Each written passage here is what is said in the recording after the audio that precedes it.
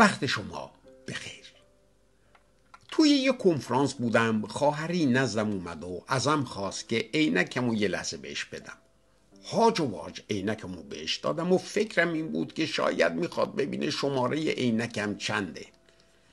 در مقابل تعجبم از کیفش یه دستمال بیرون آورد و شروع کرد به تمیز کردن عینکم. وقتی بهم پس داد و گذاشتم رو چشم، همه چیز شفاف بود، همه چیز واضح بود.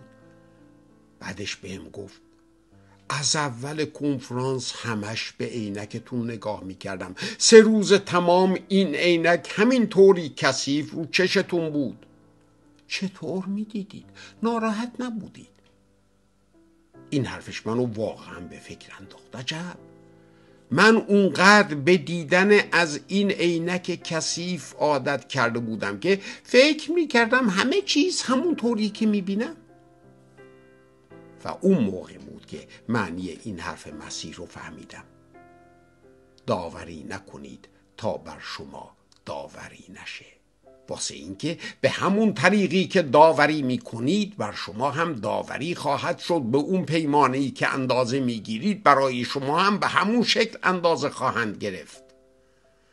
آخه چطوره که پر کاه رو در چشم برادر خودت میبینی و کند چوبی رو که تو چشم خودت داری متوجه نیستی؟ یا چطوره که به برادر خودت میگی بذار تا پر کاه رو از چشت بیرون کنم و حال اون که کند چوب در چشمته؟ ای ریاکار، اول کند چوب رو از چشم خودت بیرون بیار، اون موقع خوب خواهی دید که پر کاه رو چطور از چشم برادرت بیرون بیاری. اولین مطلبی که متوجه شدم اینجا این بود که مسیح از من نمیخواد که کور باشم، بلکه میخواد بینا باشم، ببینم. این عبارت قضاوت نکنید، داوری نکنید به این معنا نیستش که من به حقیقت چشم ببندم یا در برابر گناه سکوت کنم. نه، این حرف مسیح دعوت هست به فروتنی، دعوت هست به این که محدودیت‌های خودم رو بشناسم و خودم رو از روحیه محکوم کردن دور کنم. این دعوت از جانب عیسی واسه این هستش که خدمتگزار باشم، نه داور و قاضی. خودم رو اصلاح کنم، عینکم رو تمیز کنم، عادت نکنم به این عینک کثیف و دیگه نفهمم که چقدر دنیا رو غلط میبینم. میدونید چرا انتقاد از دیگران آسون تر است از اینکه خودمون رو اصلاح کنیم؟ انسان از همون بدو خلقت همش میلش به این بوده که دائم دیگرون رو ملامت کنه. آدم حوا رو مقصر کرد، حوا مار رو مقصر کرد. ولی مسیح ما رو به مسیری کاملا مخالف دعوت میکنه. اول نگاه به درون، بعد خدمت به دیگرون. اینو گفتم یاد داستانی افتادم که اون قدیم ها خونده بودم. توی یه روستای کوچک یه پیرمردی بود که هر روز روی نیمکت میشست و از مردم بد میگفت. فلانی خودخواهه، بهمانی دروغگوه. یه روز یه جوانی بهش نزدیک میشه و آینه‌ای به دستش میده و میگه اینو هر روز با خودت بیار و هر وقت که خواستی کسی رو قضاوت کنی اول تو آینه نگاه کن. این پیرمرد هر روز تو آینه نگاه میکنه و دیگه چیزی نمیگه. نگاه به درون دهن او رو دیگه میبنده، او رو دیگه متفکرش میکنه.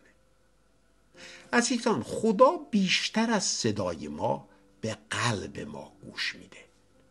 ما ممکنه دیگرون رو به خاطر رفتار یا گفتارشون محکوم کنیم، ولی خدا اول قلب رو میبینه.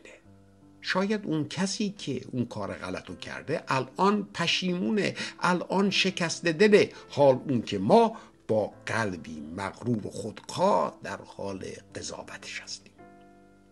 ببینید، عیسی نگفت هیچ وقت پر کاه رو بر ندار، بیرون نیار، بلکه گفت اول کند چوب رو از چشم خودت بیرون بیار، اون موقع بهتر میبینی.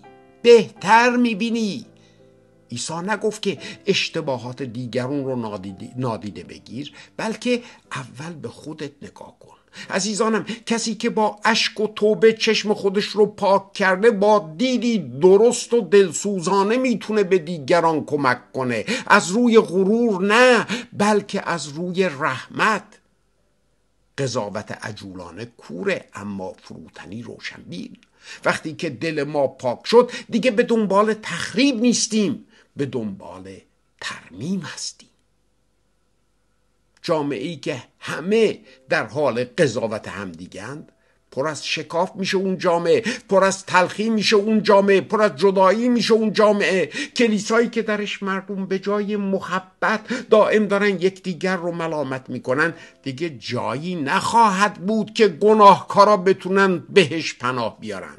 فقط جایی خواهد بود که دائم متظاهر تولید میکنه، ماسک به صورت تولید میکنه. دعوت مسیح عزیزانم از ما اینه که آینه به دست بگیریم، نه ذره بین. اگه به دل خودمون در طول روز در دیسیپلین روزانه نگاه بکنیم، دستمون به جای انگشت اتهام تبدیل به دستهایی میشه واسه خدمت. به دیسیپلین فیض ادامه.